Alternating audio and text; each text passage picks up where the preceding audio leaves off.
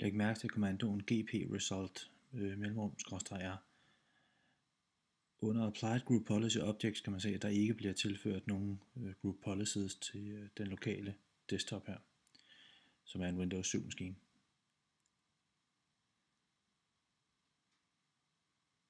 Jeg går ind i kontrolpanelet under System and Security og ned i Administrative Tools.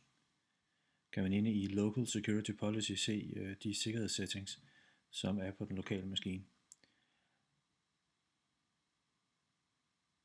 Som standard, vel at mærke. Læg mærke til her, at maximum password age for eksempel står til 42 dage, som er standard, og hvis man går ned i Local Policies under Security Options, som sker med et øjeblik, så kan man se for eksempel, at den lokale administratorkonto hedder administrator. Det er alt sammen nogle, det er blandt andet nogle af de settings, som SysGuiden anbefaler, man ændrer. Og det kan ses blandt andet her. Det her det er som sagt fuldstændig standard settings, som de er på en Windows 7 klient. Uden at der er tilført nogle group policies.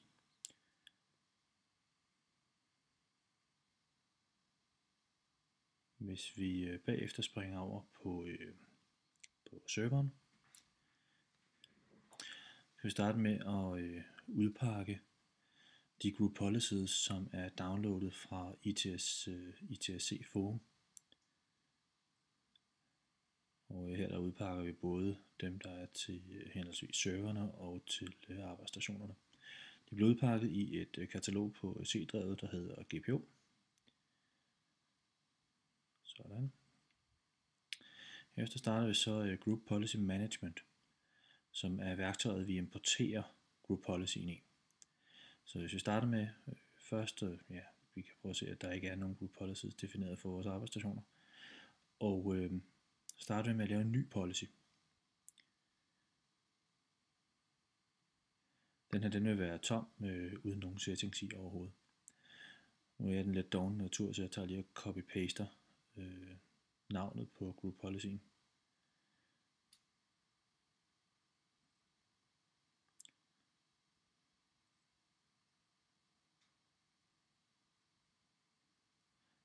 Her der tager vi så den ekstra sikre Group Policy, som den som SYS kalder for SSLF versionen. Sådan, så er selve Group Policyen oprettet. Herefter højreklikker vi og vælger Import Settings.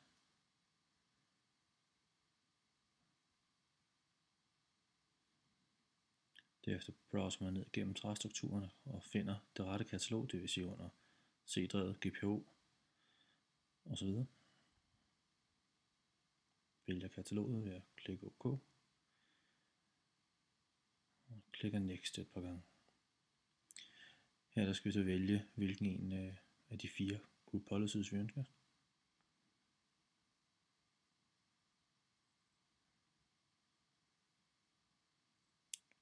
Sådan.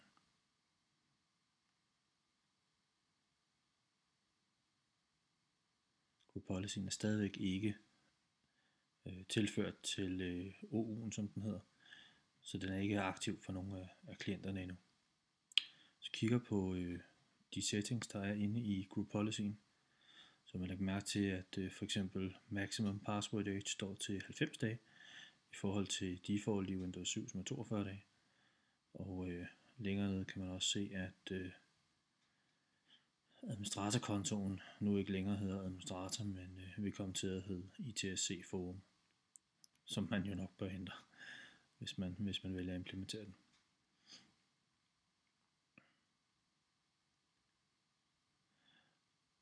Skal vi lige have tilføjet selve Group Policyen til den OU, hvor vi normalt har vores arbejdsstationer, eller hvor jeg har mine arbejdsstationer i det her testmiljø. Vælger vi ved at sige Link to Existing GPO, og så vælger den GPO, vi lige har oprettet. Nu er den linket, og så skal vi lige have tjekket, at vores arbejdsstation nu også ligger i den OU. Gør man via Active Directory Users og Computer, så vil jeg gå ind og kigge. Kan man se, der ligger en enkelt maskine derinde. Sådan. Så hopper vi over på arbejdsstationen igen.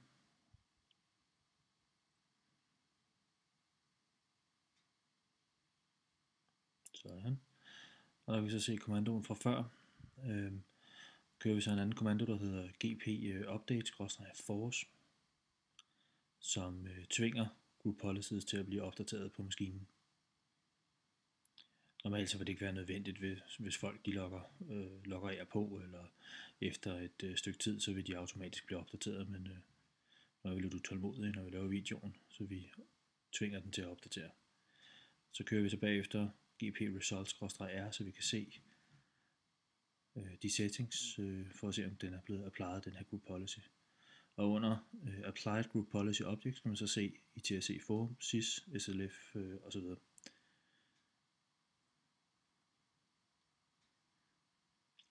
Hvis man så går ind og kigger, ligesom før, eller ligesom i starten, kigger i Local Security Policy, kan man se, at settings nu er blevet opdateret til de SIS-anbefalede sikkerhedssettings. Maximum Password Age, for eksempel rettet til 90 dage. Så går ned og kigger i Security Options, så kan vi også se, at for eksempel nu hedder administratoren ITSC Forum i stedet for.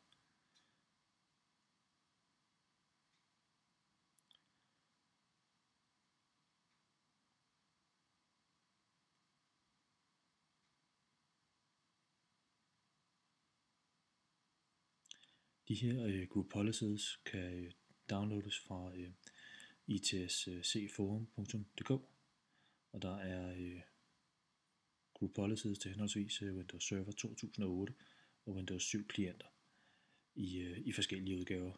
Dels de lidt mindre sikre udgaver, og så er der også SSLF-versionerne, som er de absolut mest sikre.